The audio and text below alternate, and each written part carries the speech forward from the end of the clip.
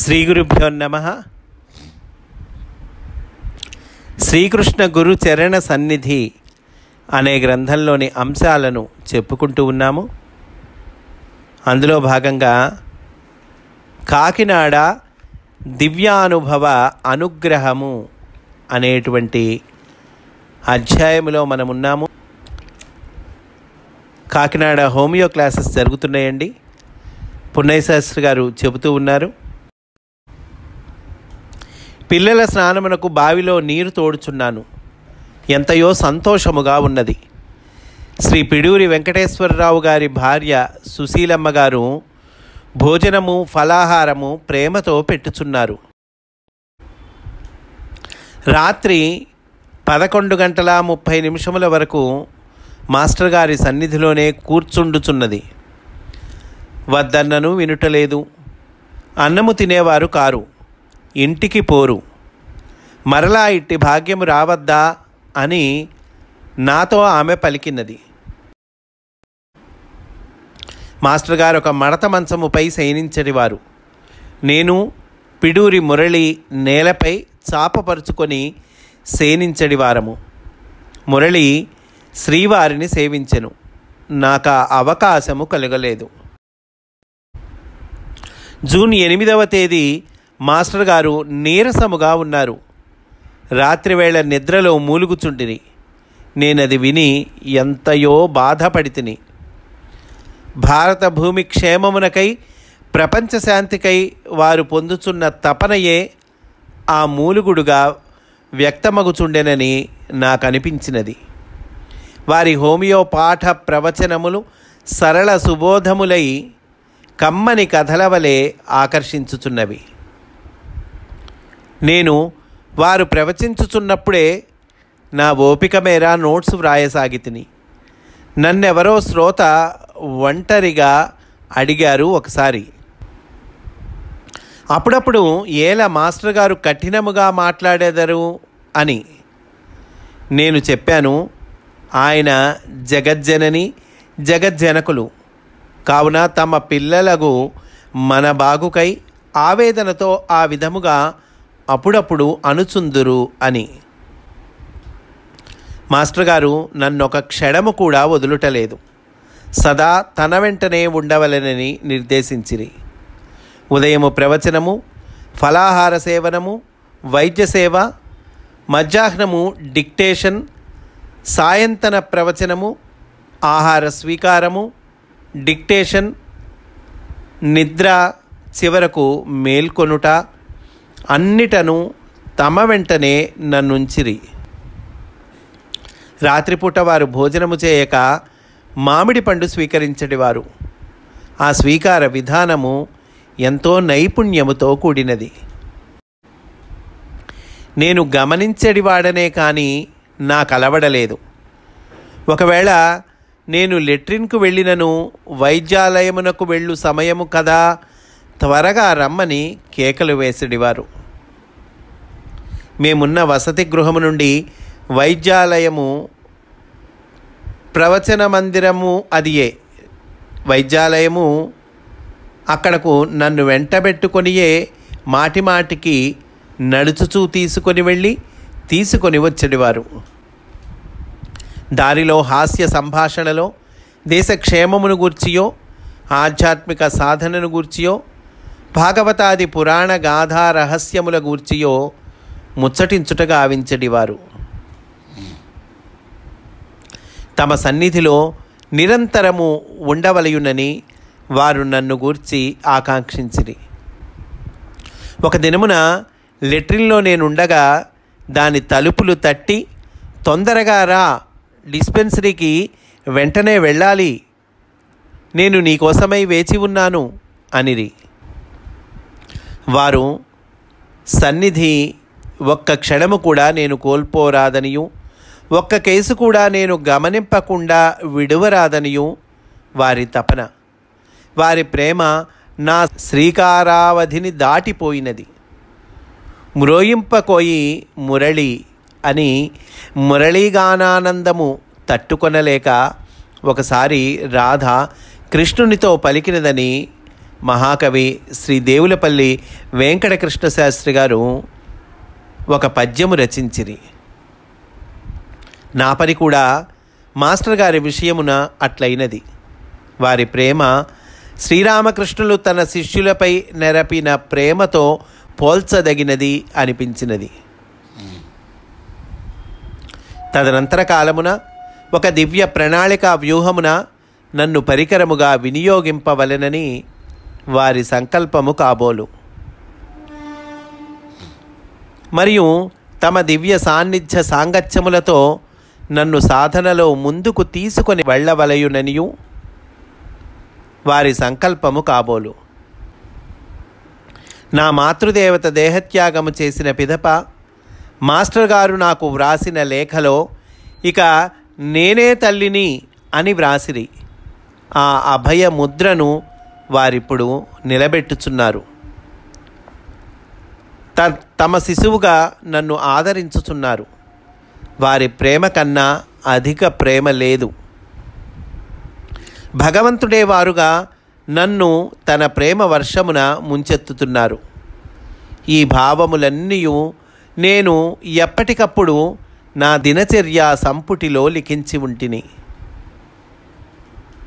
అయితే ఒక హెచ్చరికయు గురుదేవులు నాకు పరోక్షముగా గావించి ఉండిరి. తమరి ప్రేమ నాపైననో ఇంకా కొందరిపైననో పరిమితమైనది కాదు. వారి ప్రేమకు ఇతరము లేదు. ప్రేమించుతాము, ప్రేమింపబడువారు, ప్రేమించుట అను త్రిపుటికి అతీతము. ఆ త్రిపుటి తానే అయినదియును అగు ప్రేమయే తాము. తల్లి ప్రేమ కన్నా భగవంతునితో తాదాత్మ్య సిద్ధి నొందిన గురుదేవుల ప్రేమ కొన్ని వేల రెట్లుండుననుట అతిశయోక్తి కానేరదు. అట్లని తనను తాను కొందరికి గురువుగా తలచుకొని మురిసిపోవు వారికెల్లను ఈ వాక్యము వర్తింపదు. ఇట్టి వారి శిక్షణము సాపేక్షకము, స్వాతిశయపూరితము, శిక్షాత్మకము. కానీ మాస్టర్ గారి వంటి మహాత్ముల శిక్షణము నిరపేక్షము, వినయపూరితము, వాత్సల్యాత్మకము అయి ఒప్పును. ఒకవేళ పరుషముగా పలికినను దాని వెనుక అంతరంగము పరమ ప్రేమమయమే. లఘువులైన గురువుల విషయము వేరు. వారు తమను తాము శ్రీవారి వంటి వారితో పోల్చుకొని శిష్యులు అనబడు వారితో క్రమశిక్షణ నెపమున పరుషముగా ప్రవర్తింతురు. కానీ శ్రీవారికున్న పరమ ప్రేమ తమ గుండియలందున్నదో లేదో వారు తమకు తాము ఆత్మశోధన చేసుకొనవలెను. అసలు ఇతరులు అజ్ఞానులు, తాను జ్ఞాని అనియు వారిని ఉద్ధరించువాడను తాను అని భావించుట కన్నా కారు చీకటి యగు అజ్ఞానమేమి కలదు? కలియుగములో శ్రీ భరద్వాజ చెప్పినట్లు నకిలీ గురువుల సంఖ్య పెరుగుచున్నది. వీరు బాధ గురువులు, శ్రీవారు బోధ గురువులు. వారెప్పుడునూ మనలను తాముగానే ప్రేమింతురు, అంతర్యామిగానే ఎల్లరనూ ఆరాధింతురు. తాను జ్ఞానినని వారెన్నడూనూ భావింపలేదు. లోకారాధనమే తమ కర్తవ్యమని భావించిరే కానీ లోకోద్ధరణకు తాము అవతరించితిమని భావింపలేదు, ప్రకటింపలేదు. ఆరాధనాయ లోకస్య అని శ్రీరాముడు రఘువంశరాజులను గూర్చి అన్న పలుకులు భవభూతి ఉత్తర రామచరితలోనివి, గుర్తుకు తెచ్చుకొనదగినవి. గురుదేవులు క్రీడామయుడు నవలను వివరించుచూ ఇట్లు పలికిరి. భాగవతమున గోకులవాసులకు పేర్లు కనపడవు, అనగా వారికి కృష్ణమయము కాని అస్తిత్వమే ఏమాత్రము లేదు. అంటే వాళ్ళకి కృష్ణమయము కానటువంటి జీవితం లేదు, అస్తిత్వమే ఏమాత్రము లేదు అంటున్నారు. ప్రత్యేక వ్యక్తిత్వము లేదు. వారిలో ఎవరును ఎన్నడూను కృష్ణుడు తనవాడని భావింపలేదు. కృష్ణుని వారము తామని వారికి భావన కలిగెను. అట్లు కాక ద్వారకావాసులకు యాదవులు ఎవరికి వారు కృష్ణుడు తనవాడని భావించి అతనికన్నా వేరు కాకున్నను వేరుగా భాషించి జీవించి నశించిరి. కావుననే వారి పేర్లు భాగవత హరివంశాదులందు ప్రస్తావించబడినవి. వారి పేర్లు ప్రస్తావించబడ్డాయండి, భాగవతం హరివంశములందు ప్రస్తావించబడినవి. మాస్టర్ గారి ఈ మాటలలో నాకు హెచ్చరిక తగిలినది. వారు నన్నెంతగా ప్రేమించుచున్నను నన్నే ఇట్లు ప్రేమించుచున్నారనుకొనరాదనియు, వారి వారము మనము కాని మనవారము ఆయన కాదనియు, వారి వలనే అవధిలేని నిరపేక్షకమైన అవ్యాజమగు అఖండమగు ఆత్మీయ ప్రేమతో జీవుల రూపములలోని అంతర్యామిని ఆరాధింపవలననియు ఈ హెచ్చరిక. శ్రీరామకృష్ణ పరమహంస వారు కూడా తమ శిష్యులను మరల తమ వద్దకు రమ్మనమని కోరిడివారు. శ్రీరాముడు తన జీవితమున సీతను, తమ్ములను, గుహుని, జటాయువును, శబరిని, హనుమంతుని, సుగ్రీవుని, విభీషణుని ఎవరి సందర్భము వచ్చినప్పుడు వారినెల్లరను తన ప్రేమలో ముంచెత్తెను. ఎవరికి వారికే రామునకు తామే సన్నిహితులము అనుకొనున్నట్లు కనిపించెను. హనుమంతుని కౌగిలించెను. కానీ అతనిని తన ఆత్మసఖుడగు గుహుని, తమ్ముడగు భరతుని కలుసుకొనమని ఆనతిచ్చెను. తన ప్రేమ పరిమితము కాదని నిరూపించెను. జూన్ 10వ తేదీన శ్రీ రమణమూర్తి గారు కాకినాడ విచ్చేసిరి. వీరు మాస్టర్ గారు మైలైట్ హోమియో బ్రదర్హుడ్ పత్రికలకు డిక్టేట్ చేయు వ్యాసములను సూటిగా టైపు చేసేటివారు. ఆ పని నిమిత్తమై వారు వచ్చిరి. వీరు త్యాగరాజ కీర్తనలు పాడేడివారు.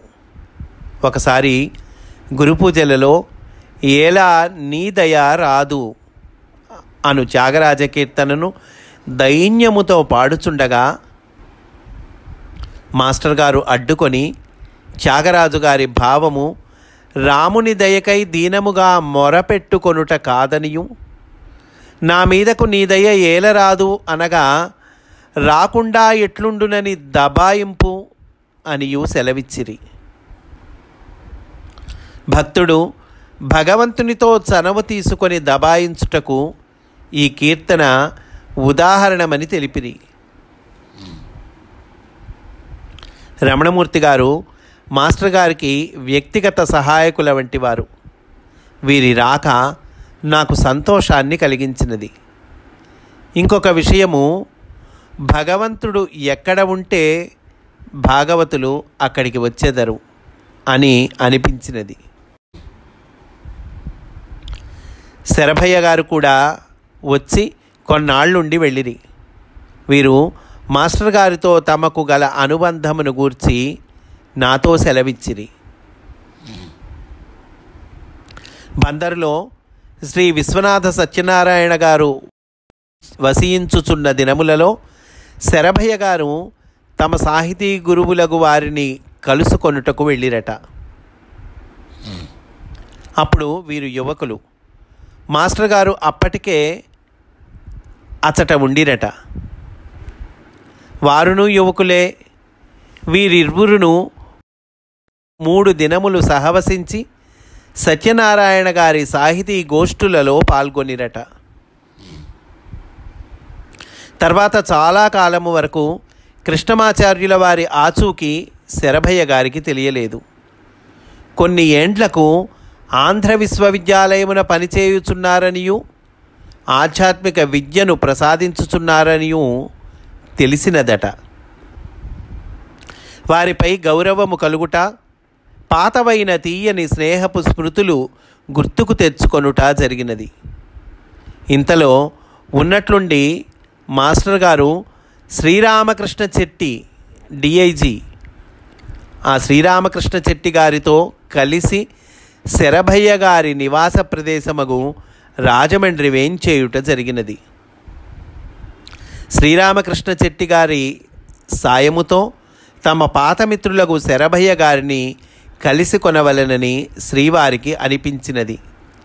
వారి అభిమతమును అనుసరించి చెట్టిగారు తన క్రింద పనిచేయు 2 పోలీసు కానిస్టేబుళ్లను శరభయ్య గారి నివాసమునకు తెలుసుకొని వారిని తోడ్కొని రమ్మని పురమాయించిరట.